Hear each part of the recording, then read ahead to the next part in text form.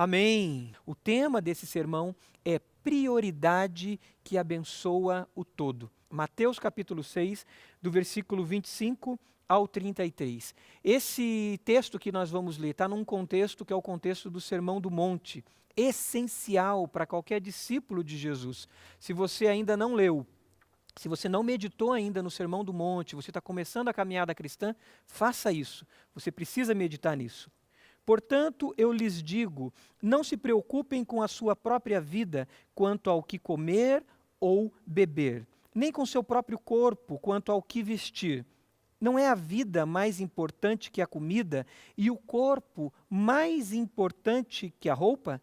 Observem as aves do céu, não semeiam, nem colhem, nem armazenam em celeiros, contudo, o Pai Celestial as alimenta. Não têm vocês mais valor do que elas? Quem de vocês, por mais que se preocupe, pode acrescentar uma hora que seja a sua vida? Por que vocês se preocupam com roupas? Vejam como crescem os lírios do campo. Eles não trabalham, nem tecem. Contudo, eu lhes digo que nem Salomão, em todo o seu esplendor, vestiu-se como um deles. Se Deus veste assim a erva do campo, que hoje existe e amanhã é lançada ao fogo, não vestirá muito mais a vocês, homens de pequena fé? Portanto, não se preocupem dizendo: que vamos comer, ou que vamos beber, ou que vamos vestir, pois os pagãos é que correm atrás dessas coisas, mas o Pai Celestial sabe que vocês precisam delas. Sublinhe isso na sua Bíblia. Busquem, pois, em primeiro lugar o reino de Deus e a sua justiça, e todas essas coisas lhes serão acrescentadas. Portanto, não se preocupem com o amanhã, pois o amanhã trará suas próprias preocupações. Basta a cada dia o seu mal. Priorização. Teve um psicólogo na década de 50 chamado Abraham Maslow, que ele desenvolveu uma teoria chamada teoria das necessidades humanas. Maslow, ele estabeleceu essas teorias pensando a partir de uma base que seria uma base daquilo que é essencial. Nessa base estava colocado ali as necessidades essenciais humanas, como a saúde, a alimentação, o sono, a hidratação, a sexualidade, aquilo que tem a ver com as nossas necessidades mais essenciais. No segundo nível, a área da segurança, a família, tudo que envolve a estarmos seguros com a vida. No terceiro nível, a área social. No quarto nível, o status, a autoconfiança, o respeito. E o quinto nível, no topo daquela pirâmide, a realização pessoal. Como é importante cuidar dessa base da pirâmide, que é a saúde física, a nossa saúde. Quantas vezes nós nos pegamos em situações onde, não cuidando da saúde, nós vemos os reflexos disso em outras áreas da nossa vida. Vemos isso no relacionamento familiar, muitas vezes situações de conflito acontecendo simplesmente porque nós não cuidamos do sono. Simplesmente por isso. Na minha caminhada pastoral, de vivências de aconselhamento e pastoreio, discipulado, eu tenho visto isso. Tanto que hoje, num encontro de aconselhamento de casais, uma das perguntas que eu faço é: como é que está o sono de vocês? Vocês estão descansando de fato? Quem tem criança pequena, eu sempre pergunto: vocês estão colocando os filhos para dormirem cedo? De forma que eles descansem bem e vocês também, casal, tenham um tempo de qualidade e um tempo bom de sono também entre vocês? Muitos dos nossos conflitos dentro de casa, muitas vezes têm a ver com não cuidarmos dessa base da pirâmide que é a nossa saúde, o sono, a alimentação. E nessa caminhada pastoral já vi muitos casos que se resolveram com um simples cuidado do sono. Sabe aquela ideia, o inimigo está me perseguindo, uma luta está acontecendo, e não era nada do inimigo não. Era simplesmente descuido com a saúde, descuido com áreas essenciais da nossa vida. Um professor meu de economia, ele dizia o seguinte, ele dizia: olha, Maslow precisava trazer dentro da teoria das necessidades humanas a questão do consumismo. Sabe o que acontece? O consumismo na nossa sociedade atual desequilibra toda essa estrutura de necessidades humanas. Sabe aquela situação que muitas vezes acontece de você querer ter um carro novo, mas sequer você tem cuidado da sua alimentação direito? Eu lembro que na adolescência eu fiz isso, lá com os meus 18 anos de idade, deixava de comer para poder guardar dinheiro para comprar um carro. Estava colocando o consumismo, um desejo interior meu, uma carência, na verdade, interior minha, ligada à minha autoestima, colocando à frente da alimentação, do sono, me envolvendo, trabalhando 14, 15 horas por dia, para que eu pudesse ter um carro. O consumismo mexendo com áreas do desejo dentro de mim. Isso é muito comum. Pessoas que realmente muitas vezes aparentam um vestuário, roupas caras, carros caros, mas não tem um seguro de saúde, não tem um seguro de vida, não investe num imóvel, numa casa própria. Ou seja, quebram essa estrutura que o Maslow colocou de necessidades básicas, necessidades essenciais. Pense nisso. Quando nós trocamos o essencial pelo urgente, quando nós trocamos o essencial pelo urgente ou pelo supérfluo, alimentamos desordens interiores e perdemos a bênção da excelência. Acho que vale a pena a gente repetir essa frase. Quando trocamos o essencial pelo urgente ou supérfluo, alimentamos desordens interiores e perdemos a bênção da excelência. Eu lembro de Tiago. Tiago, ele traz uma pergunta muito importante para todos nós. Tiago pergunta o seguinte: de onde vêm as lutas e guerras que há entre vocês? De onde vêm as lutas e contendas que há entre vocês? Isso está escrito lá em Tiago capítulo 4. E ele fala sobre muitas vezes essas desordens interiores que temos que causam guerras e contendas e desestruturam as necessidades essenciais da nossa vida. Tiago capítulo 4 diz assim: de onde vêm as guerras e contendas que há entre vocês? Não vêm das paixões que guerreiam dentro de vocês? Olha o versículo 2. Vocês cobiçam coisas e não as têm. Matam e invejam, mas não conseguem obter o que desejam. Vocês vivem a lutar e a fazer guerras. Não têm porque não pedem.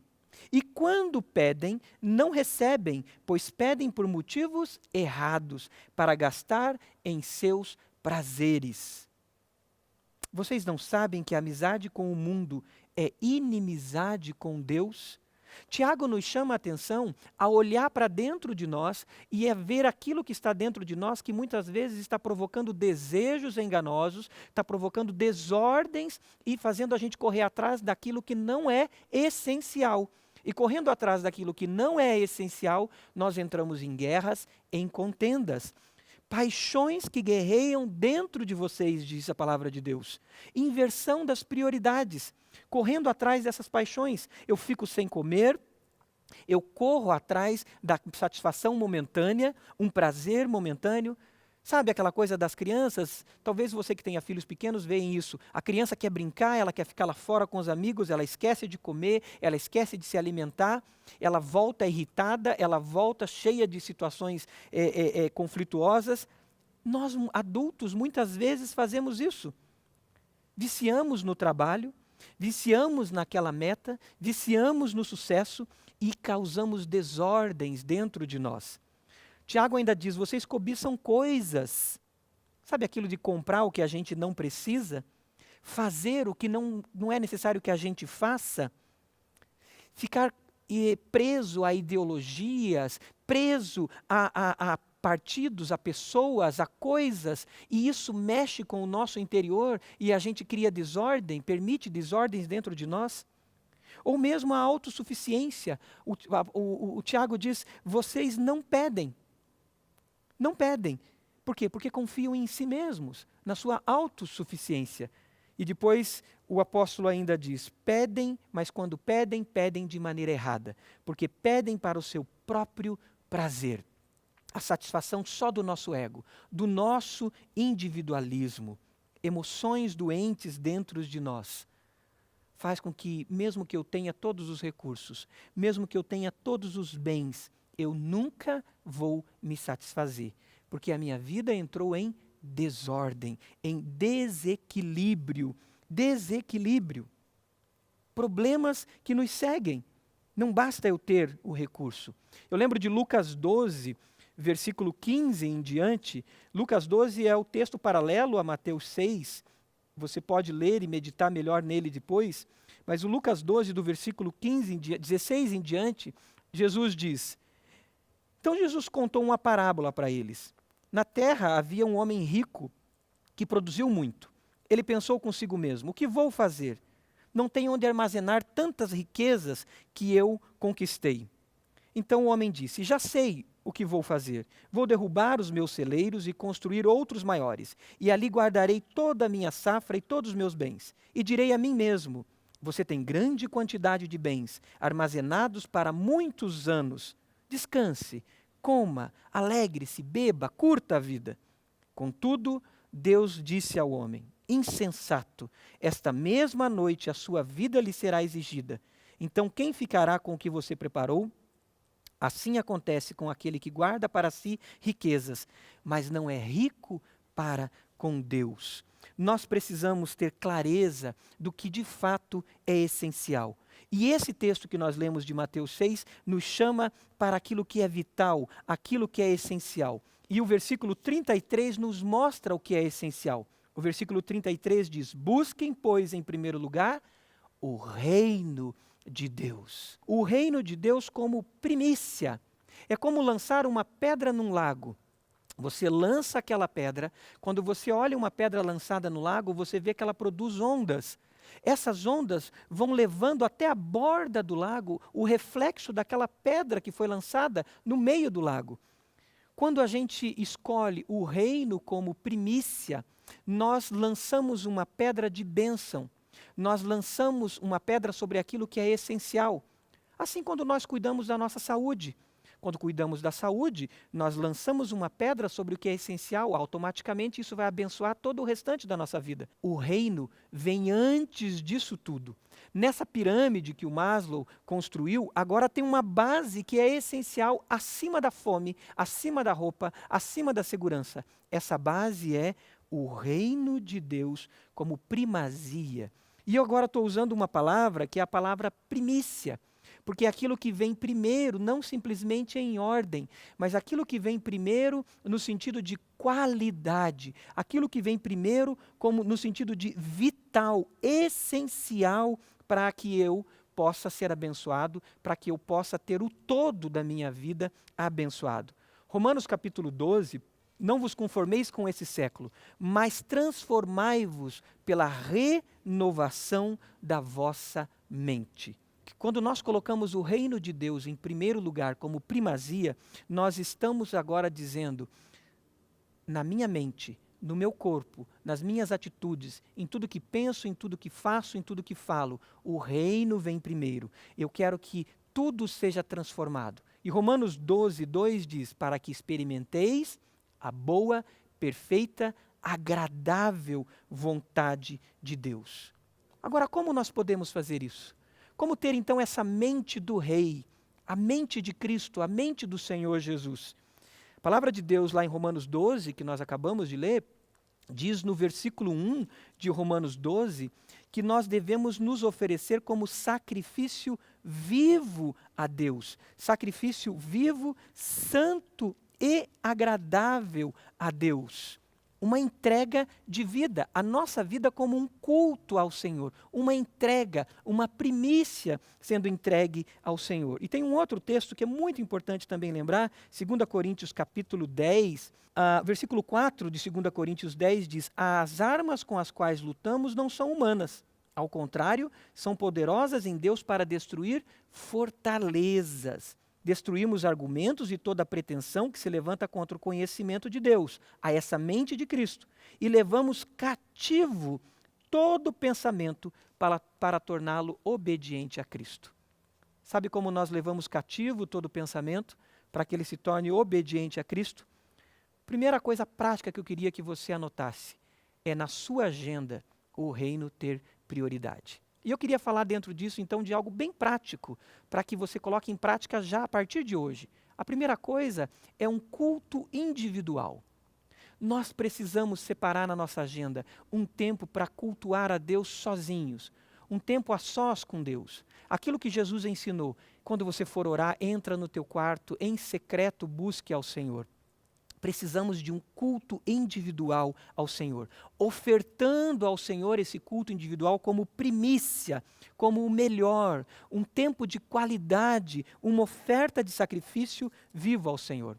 Uma segunda atitude na nossa agenda que precisa aparecer é um culto em família, um culto doméstico, um tempo nosso em família. Separar tempo de qualidade na nossa família. Uma oferta nossa a Deus, dizendo: Deus, eu oferto a minha família a Ti como primícia.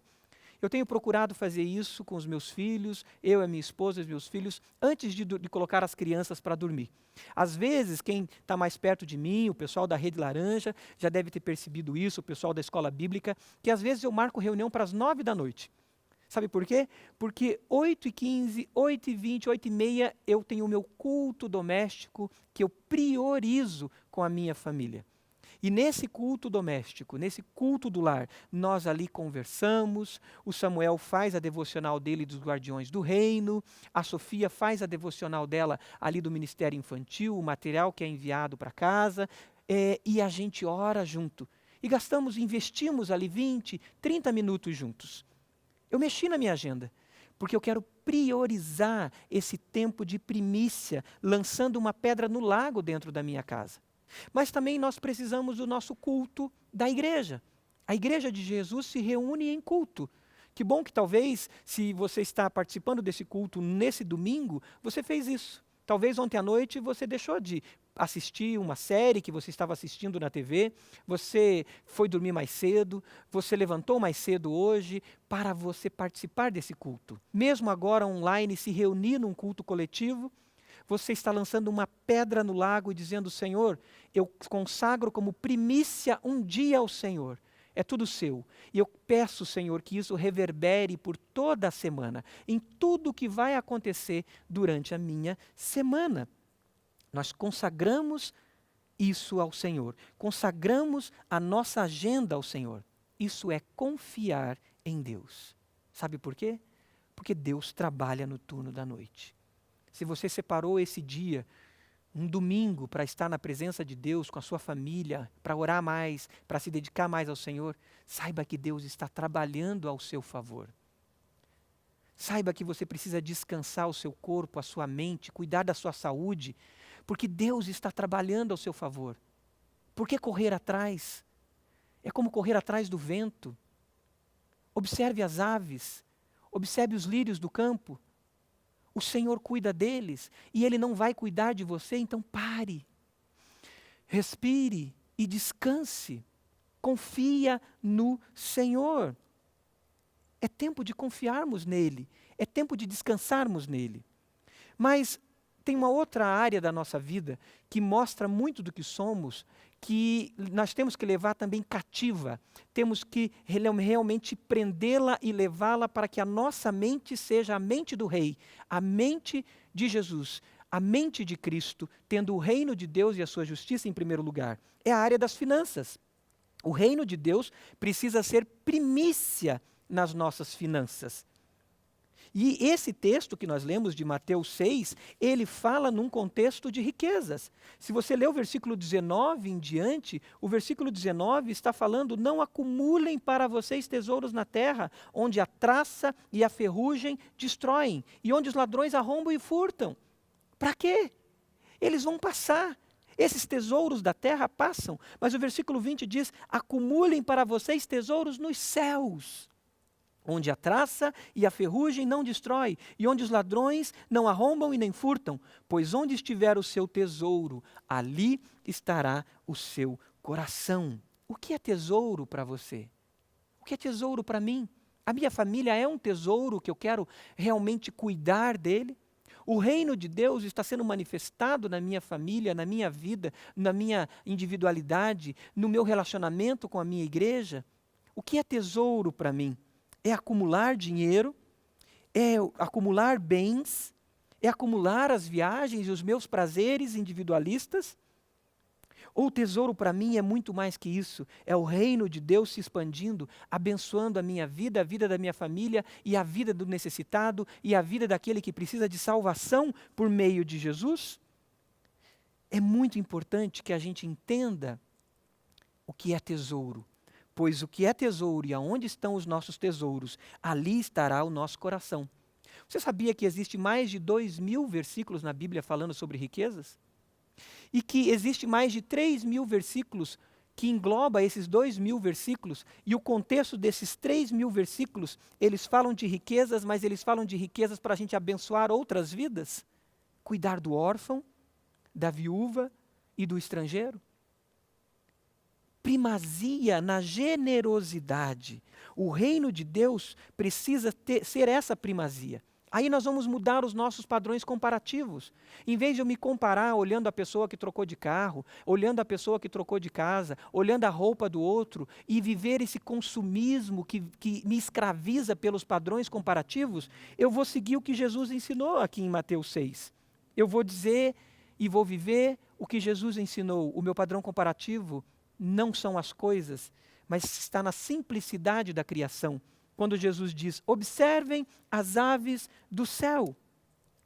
Observem e vejam como elas são cuidadas pelo Pai.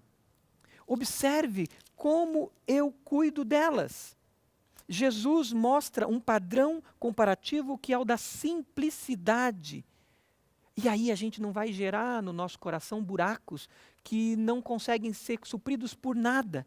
Porque nessa sociedade de consumo, esses buracos, esses vazios, eles vêm e por mais que eu tenha, é um sanguessuga que não se satisfaz nunca. E eu cobiço coisas. E eu voltando para Tiago, eu começo a ter guerras e contendas por causa de cobiças, de desejos que causam confusão dentro de mim e desequilibram aquilo que é essencial na minha vida. E aí doenças físicas surgem, doenças emocionais surgem, brigas, contendas, guerras dentro de casa, guerras em famílias. As comparações geram amarguras e feridas na alma. E existem pessoas que são traumatizadas por causa disso. Muitas vezes lá na infância, por padrões comparativos, comparada com o irmão, com a irmã, comparada com o vizinho, e esse buraco ficou dentro. Mas Jesus pode trazer cura e Jesus traz cura. Quando nós colocamos o reino, de fato, em primeiro lugar. Quando vamos à cruz e depositamos toda nossa confiança nele. Jesus traz então esse padrão comparativo da simplicidade. Olhem as aves do céu. Com relação à proteção e à segurança na vida, Jesus diz, quem de vocês, por mais que se preocupe, pode acrescentar uma hora que seja a sua vida? Vejam como crescem os lírios do campo. Jesus traz um padrão comparativo aqui até para a estética. Ele não ignora a estética, a beleza, mas o padrão comparativo é o padrão da simplicidade dos lírios do campo. Nem Salomão, disse Jesus, se vestiu melhor do que eles, com tanto esplendor que Salomão teve, se vestiu melhor com ele. Anote e sublinhe na sua Bíblia. A simplicidade como padrão comparativo vacina nossa alma contra a inveja, contra a competição e a ansiedade por gastar com aquilo que não traz edificação para o reino de Deus. O padrão do reino de Deus é o reino no centro de tudo, na essência de tudo. E sabe o que vai acontecer aí? Eu vou priorizar a generosidade na minha vida.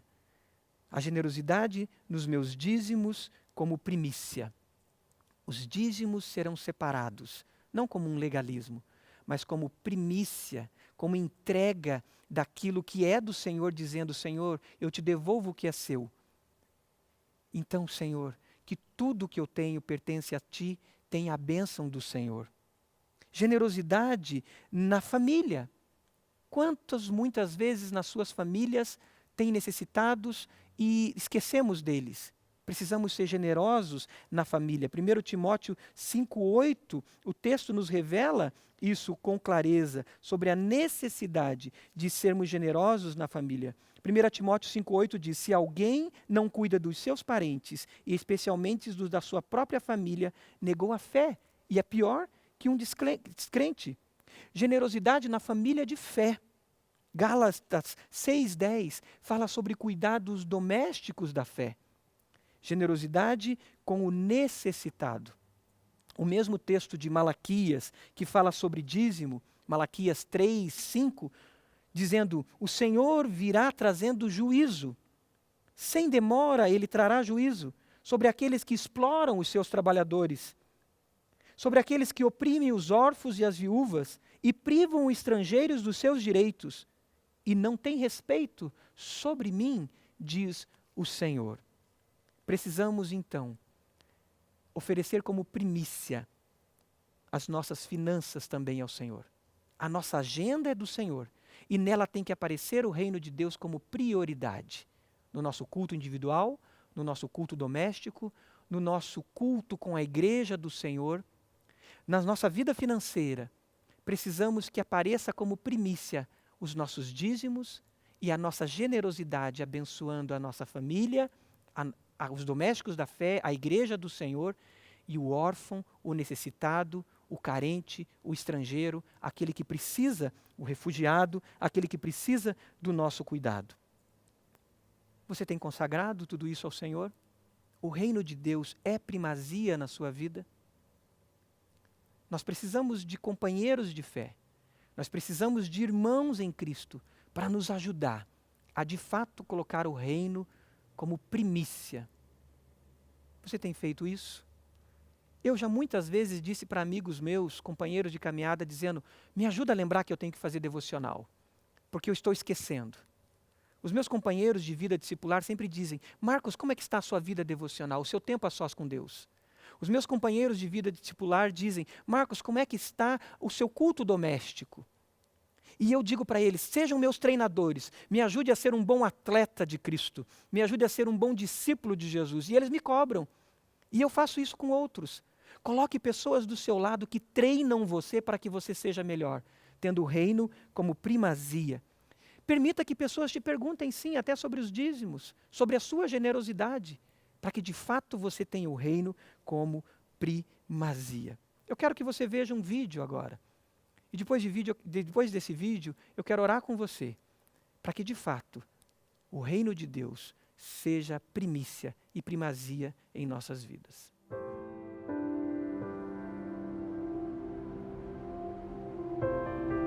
Dois homens trazem uma oferta ao Senhor. Um do fruto da terra, outro das primícias de seu rebanho. Deus aceita um e rejeita o outro. Mas por quê? Abel tornou-se pastor de ovelhas e Caim agricultor. Passado algum tempo, Caim trouxe do fruto da terra uma oferta ao Senhor. Abel, por sua vez, trouxe as partes gordas das primeiras crias do seu rebanho. A palavra nos diz claramente que a oferta que Abel trouxe eram as primícias de seu rebanho. Mas não diz que Caim trouxe as primícias de sua colheita.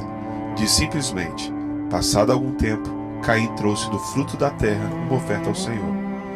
Caim cultivou a terra e com o tempo juntou o suficiente para trazer uma oferta. Era uma oferta nos termos de Caim. Deus aceitou a oferta de Abel porque foram as primeiras crias de seu rebanho.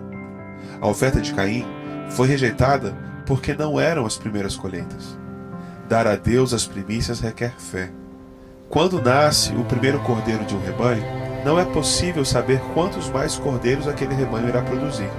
Mas Abel deu a primeira cria de seu rebanho por fé, enquanto Caim primeiro se certificou que teria o suficiente antes de ofertar a Deus. Muitos de nós tratam a Deus da mesma maneira que Caim.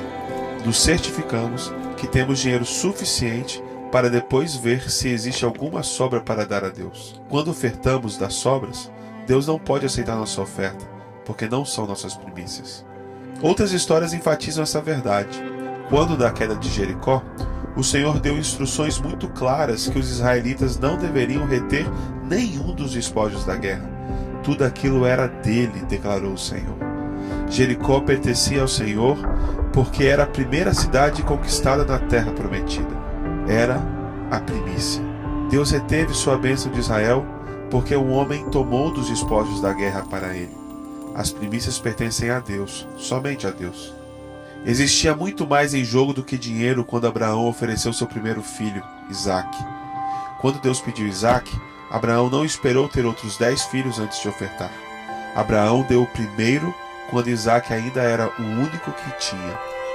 Abraão tinha apenas as promessas de mais filhos. Foi preciso fé para Abraão oferecer Isaque. Fé que Deus honrou e abençoou. E Deus fez o mesmo por nós. Ele deu suas primícias na forma de seu Filho, seu primeiro e único Filho, que foi dado a nós enquanto éramos ainda pecadores. Deus nos deu Jesus em fé de que um dia talvez nós dessemos nossa vida a Ele. O presente de seu Filho veio antes mesmo da bênção do arrependimento e da salvação. Devemos dar nossas primícias da mesma maneira. Antes mesmo de ver as bênçãos de Deus, nós damos em fé. Dar as primícias de seus recursos diz o seguinte: Senhor, eu reconheço que o Senhor vem em primeiro lugar. Eu te coloco em primeiro lugar na minha vida e eu confio que o Senhor cuidará de mim. Jesus foi ofertado a nós como primícia, o primogênito, o Filho unigênito do Pai. João 3,16 diz que Deus amou o mundo de tal maneira que deu o seu Filho unigênito, para que todo aquele que nele crê não pereça, mas tenha a vida eterna. Jesus se entregou por você. Muitas vezes você tem se entregado por coisas, mas Jesus antes se entregou por você para te dar salvação, se entregou por mim para me dar salvação. O que Jesus pede é: você me recebe? Você recebe o meu amor por você? Esse é momento de salvação. E eu te convido a declarar isso: Jesus, eu te aceito. Jesus, eu te recebo como meu Senhor e meu Salvador. Eu te recebo em minha vida e eu quero, Jesus, que o Senhor tenha primazia na minha vida. E eu quero oferecer tudo a Ti, em primeiro lugar. Você fez essa declaração? Faça isso verbalmente. Eu me entrego a Ti, Jesus. Se você fez essa declaração de entrega ao Senhor e você aceita que Jesus seja de fato o dono, o Senhor da sua vida, e você se entrega totalmente a Ele, tendo o reino de Deus como primazia, coloque isso ali no chat agora. Mande uma mensagem para esse número de WhatsApp que está aparecendo na tela dizendo: eu quero Jesus e eu me entreguei a Jesus e eu quero caminhar com pessoas agora para serem os meus treinadores, para eles me ajudarem a ter de fato o reino de Deus em primeiro lugar. Você já declarou que a agenda sua pertence ao Senhor? Esse é o momento para você fazer isso. Diga: Senhor, recebe a minha agenda. Eu ofereço a Ti o meu culto diário. Eu quero diariamente ter um tempo contigo. Diga: Senhor, recebe a minha agenda. Eu quero ter, pelo menos a cada 2 dias, a cada 3 dias no máximo, um culto em família. Seja à mesa no café da manhã, seja à mesa num almoço ou num jantar, seja antes de dormir. Mas eu quero ter um culto ao Senhor em família. Talvez você é jovem e você vai chamar seus pais para ter esse culto em família. Dizendo: vamos orar juntos, pai, pelo menos uma vez na semana. E as suas finanças? Diga isso ao Senhor: Senhor, receba minhas finanças, receba meus bens, tudo que sou e tudo que tenho. Eu ofereço a Ti, Senhor, os meus dízimos. Quero ser fiel, separando por primeiro os meus dízimos, como primícia diante do Senhor, ofertando o melhor ao Senhor. E, Senhor, me faz ter uma vida generosa, para que eu abra as minhas mãos para abençoar vidas. Eu quero encerrar com você com uma oração. Senhor, nós abrimos as nossas mãos e consagramos tudo ao Senhor. Abrimos as nossas mãos dizendo para que o Senhor receba a nossa vida, receba tudo que somos e tudo que temos. Senhor, eu peço por esses que nesse momento entregaram a vida ao Senhor e abriram as suas mãos e a sua vida dizendo: recebe tudo de mim, Senhor. Recebe essas vidas, Pai, e que eles possam agora colocar seus nomes no chat, no WhatsApp, para que a gente possa conhecê-los e possamos crescer junto com eles, priorizando o Teu reino. Senhor, recebe todos que estão com as suas mãos abertas agora e abençoe, Pai, o seu tempo, a administração do seu tempo, para que haja a paz do Senhor nessas casas, nessas vidas, nessas famílias. Abençoe-os, Pai, na vida financeira, para que eles prosperem, não para o seu prazer individual, não para o seu egoísmo, mas para transbordar em bênção sobre outras vidas. Senhor, Tu és Senhor nosso, e que venha o Teu reino, e que a Sua justiça seja primazia em nossas vidas. Oramos assim em nome de Jesus. Que Deus abençoe a sua vida, em nome de Jesus.